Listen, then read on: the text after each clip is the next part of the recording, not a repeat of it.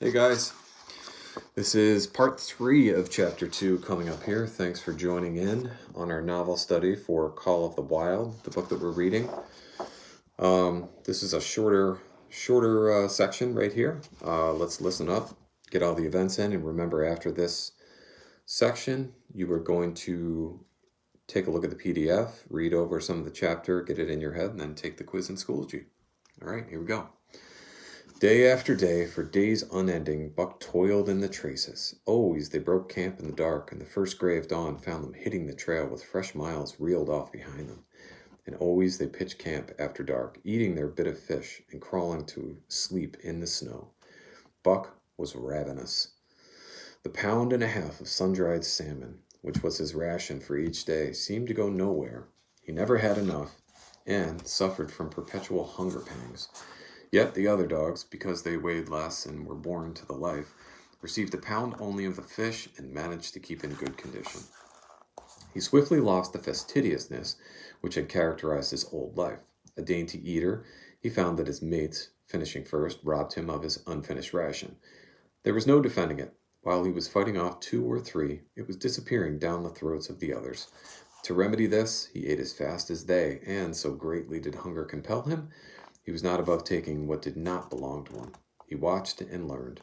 When he saw Pike, one of the new dogs, a clever malingerer and thief, slyly steal a slice of bacon when Perrault's back was turned, he duplicated the performance the following day, getting away with the whole chunk. A great uproar was raised, but he was unsuspected, while Dub, an awkward blunderer who was always getting caught, was punished for Buck's misdeed. This first theft marked Buck as fit to survive in the hostile Northland environment. It marked his adaptability, his capacity to adjust himself to changing conditions, the lack of which would have meant swift and terrible death. It marked further the decay or going to pieces of his moral nature, a vain thing and a handicap in the ruthless struggle for existence. It was all well enough in the Southland, under the law of love and fellowship, to respect private property and personal feelings, but in the Northland, under the law of club and fang, whoso took such things into account was a fool, and in so far as he observed them, he would fail to prosper. Not that Buck reasoned it out. He was fit, that was all, and unconsciously he accommodated himself to the new mode of life. All his days, no matter what the odds, he had never run from a fight. But the club of the man in the red sweater had beaten it into him a more fundamental and primitive code. Civilized, well, he could have died for a moral consideration, say the defense of Judge Miller's riding whip. But the completeness of his decivilization was now evidenced by his ability to flee from the defense of a moral consideration and so save his hide. He did not steal for joy of it, but because of the clamor of his stomach. He did not rob openly, but stole secretly and cunningly, out of respect for club and fang. In short, the things he did were done because it was easier to do them than not to do them. His development, or retrogression, was rapid. His muscles became hard as iron, and he grew callous to all ordinary pain. He achieved an internal as well as external economy. He could eat anything, no matter how loathsome or indigestible, and once eaten, the juices of his stomach extracted the least particle of nutriment, and his blood carried it to the farthest reaches of his body, building it into the toughest and stoutest of tissues.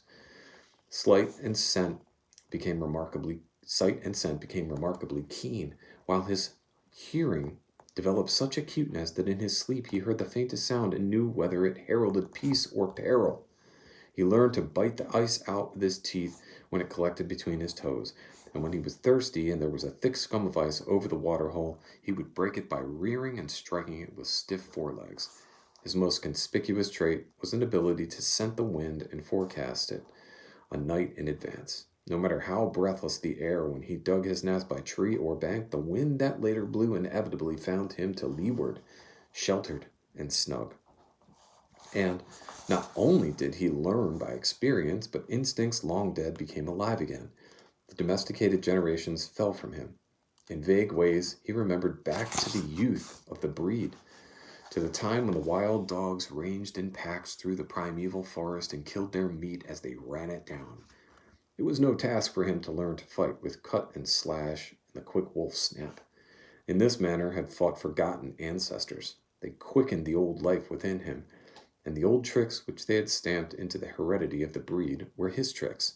They came to him without effort or discovery, as though they had been his always.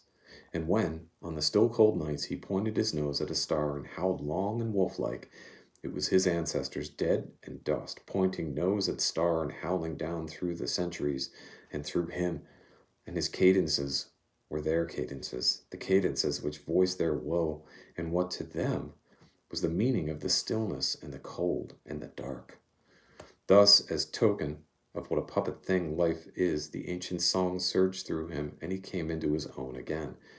And he came because men had found a yellow metal in the north, and because Manuel was a gardener's helper, whose wages did not lap over the needs of his wife, and divers small copies of himself. Okay, that concludes part 3 of chapter 2 for Call of the Wild. Hope you enjoyed this chapter. I know I did. Some awesome things in here. We see Buck, he's starting to harken back to his ancestors and the way they did things.